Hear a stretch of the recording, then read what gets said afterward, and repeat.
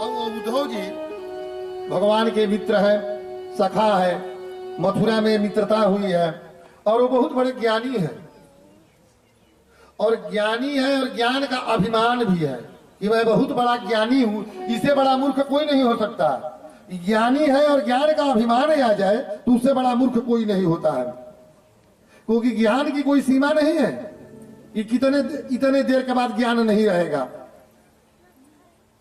उद्धव जी को बुलाते हैं क्योंकि उद्धव जी को भी घमंड हो गया था कि मैं जब इतना मैं ज्ञानी हूं कि मुझसे कोई यदि बात करेगा तो उस वार्तालाप में मैं उसको हरा दूंगा अपने ज्ञान के बल पर। उद्धव जी से एक दिन कहते हैं भगवान, ये उद्धव जी आप मेरे मित्र और सखा है, आप गोकुल जाइए, मैं जाऊंगा तो मथुरा डिस्टर्ब हो जाएगी, इसलिए आप जाइए और जा करके मेरे प्यारी गोपियों को आप समझाइए। वो रो रही होगी, मेरी मैया रो रही होगी, मेरे बाबा रो रहे होंगे।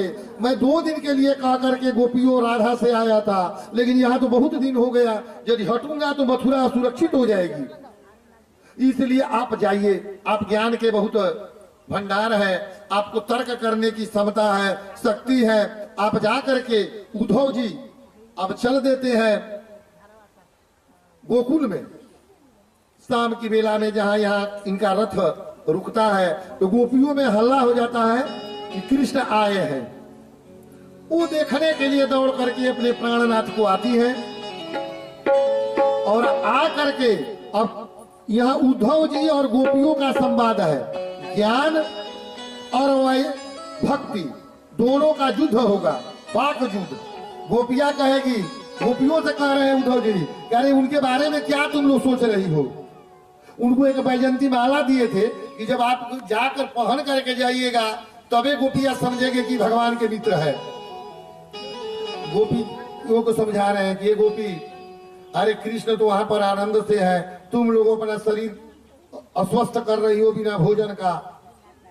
अरे उसमें क्या रखा है, उसमें ऐसी कौन सी चीज है कि जो उसके लिए तुम लोग मर रही हो, मत मरो।